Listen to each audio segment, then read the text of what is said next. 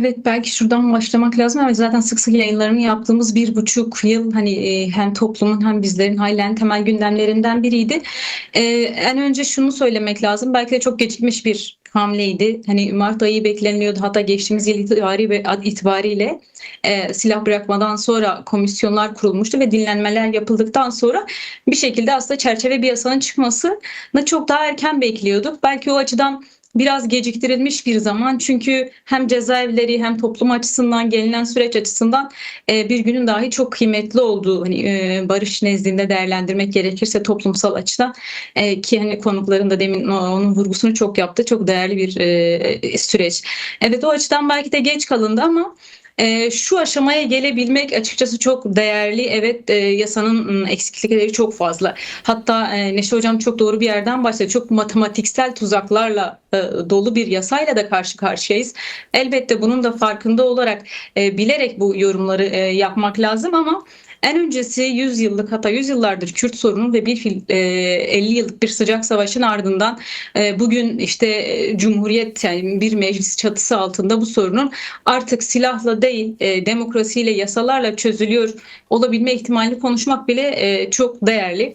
Hele ki bu kadar baskının, otoritenin, hani faşizmin arttığı coğrafyalarda barışın çok da değerli, kıymetli olduğu bir zaman diliminde o yüzden yasanın gelmesi elbette çok önemliydi. Ama geçen süreç itibariyle elbette AKP iktidarının şöyle bir tarzı var. Hani önceki seçim süreçlerinde ya da 22 yıllık hani iktidar sürecinde alıştığımız bir yılgınlık, bıkkınlık, bir yorgunluk hali yaratmaya çalıştı aslında topluma. Hem sürece bir güvensizlik de yaratmaya yer yer çalıştı. Bir de önceki barış sürecinin bir deneyimi vardı. Hani devrilmiş bir masa vardı. Bu yüzden toplum çok fazla temkinliydi. Ve zaman uzadıkça açıkçası bu bir yorgunluğa da dönüşmüştü. Ama belki de bu noktada bırakmayan şey Kürt halkının, halkların aslında ısrarı ve umudu ve en öncesi Kürt Halk Önderi Abdullah Öcalan'ın ısrarlı Peki Reyhan, sanırım adımları ve ısrarla birkaç yol hafta açma önce çabasıydı. Kürdistan'daydın. Peki topluma nasıl yansıyordu süreç? Toplumun, sen de ifade ettiğin bir güvensizlik vardı Türk devletine yönelik. Bunlar röportajlara da yansıyor. Oradaki atmosferi, toplumun yaklaşımı, toplumun eleştirilerini veya süreci nasıl ele aldığına dönük izlenimlerin bizlere anlatacakların var mı? Evet, belki şu en iyi tarafı şuydu. Evet, toplumun ciddi anlamda iktidarla yaşadığı hem savaş süreçlerinde hem iktidarın siyasi akıl yani iktidar pratiği açısından ciddi bir güvensizlik hali söz konusuydu elbette. Ama şu noktada kesin ve ciddi bir destek de vardı. Nitekim özgürlük mitinglerinde de çok fazlasıyla gördük bizler bunlar. Hem muhatabına bir güven söz konusu. Bugün de aslında topluma en temel yasaya yönelik eleştirisi bu. Kürt Halk Önderi Abdullah Öcalan'ın fiziki özgürlüğünün bir şekilde bu yasada somut yer almaması o anlamda muhatabına olan güvenin getirdiği bir durum söz konusuydu. Bir şekilde bu çözümü isteyen, ısrar eden ve bu konuda adım atıyorsa elbette ki sonuca ulaşacağı noktasında. O yüzden toplumda bir yandan ciddi bir umut ve bekleyiş vardı. Bir yandan da ciddi bir endişe ve tedirginlik hali vardı iktidar cephesinden. Çünkü bir de şöyle bir söylem de geliştiriliyordu iktidarda. Uzun bir süre işte Devlet Bahçeli eliyle bir umut verilmeye çalışılıyordu biliyorsun. Sürekli bir hani olmalı, yapılmalı, yapılacak şeklinde bir dil kullanılıyordu. Elbette ki her o açıklamadan sonra hem bizler hem de toplum çünkü çok fazla hem kayıpları olan işte cezaevlerinden tutalım da sürgün ve demokrasi anlamda sıkışmış aslında Türkiye toplumunun da bir beklentisi vardı bu açıklamalardan sonra ama zaman uzatıldı. Ama en nihayetinde dediğim gibi hem o umut hem de o direniş bir şekilde bugüne kadar sürdü. Bence bugün yasaya getirilmesi de tam olarak bunun hem Kürt Halk Önderi'nin adımlardaki ısrarı ve samimiyeti hem de Kürt halkının direnişten vazgeçmeyişi diyebiliriz. Yani en azından sahada gördüğümüz noktası buydu.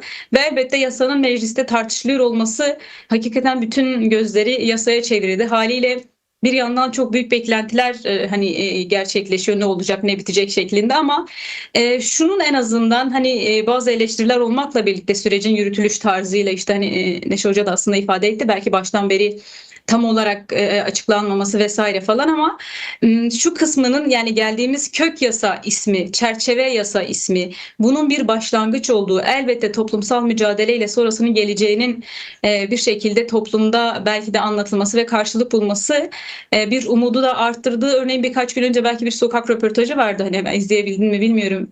Bir yurttaşın çok samimi ve sıcak bir değerlendirmesi vardı. Kürt halkının tarihsel yaşadıklarını işte hani Kürt halk önderinin de dar ağaçlarından bizler müzakere masasına getirdik ve eğer diyor Kürt halk önderi bunu onayladıysa bizler için de olumludur. Onay yani biz de onay veriyoruz ve inanıyoruz ki devamı da gelecek şeklinde. Yani toplumda böyle bir ruh hali vardı diyebilirim. Peki meclisteki dünkü atmosferi de sormak istiyorum. Orada değildin ama takip ettin. Şimdi nasıl bir tablo çıktı? 467 evet oyuyla çıktı, geçti meclisten bu yasa. Tabii yasaya dönük eleştiriler, yasanın diline dönük eleştiriler de devam ediyor toplumda. Yine sen nasıl değerlendiriyorsun hem sonucu hem farklı partilerin yaptığı konuşmalar ve yaklaşımları açısından izlenimlerin ne? Evet, şöyle aslında hani ciddi bir oran. Yani meclisin çoğunluğunu düşündüğümüzde hakikaten bu kadar yüksek bir oyla çıkması elbette önemli ve değerli. Eleştiriler vardı. Hatta son güne kadar hayır diyeceklerini söyleyip sonradan evet diyenler. Çünkü bir hani tarihin doğru tarafında olmak dediğimiz bir tanımlama vardır ya. İleride dönüp bakıldığında bir fırsat varken kimin hangi konumda olduğu ile ilgili belki de onun için hani evet diyen bir kesim de vardı. Yine şaşırtıcı şekilde hayır diyen mesela şunu toplumun sorgulaması gerekir. Gerçekten savaştan kimin kazandığı noktası İyi Partilerin işte şeyden sonra ağlayarak vedalaşmaları bir savaş çığırtkanlığı yani hani derler ya yoksul halkın çocuklarının ölürken bayrak asanların aslında kimler olduğunu bir şekilde belki o açıdan çarpıcı bir örnekti. Yine açıkçası İyi Parti'nin hani rolünü biraz gerçi ifade ettiniz sizden önceki bölümde. Ama daha farklı olabilirdi.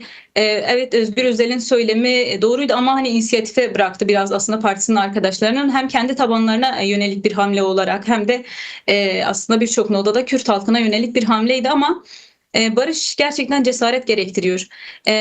Bunca acıdan sonra eğer bir demokratikleşme olacaksa elbette özellikle yeni partide çünkü çok yakın süreçte aslında Kürt halkının yıllardır yaşadığı kayyum darbesiyle karşı karşıya kaldı. İşte hani baba ocağı diye tanımladıkları partilerinden bir şekilde aslında polis zoruyla çıkartılmış bir demokratik alanı sıkıştığı bir zeminde böyle bir fırsata çok daha fazla sahip çıkılabilirdi. Belki de biraz şaşırtıcı olan oydu.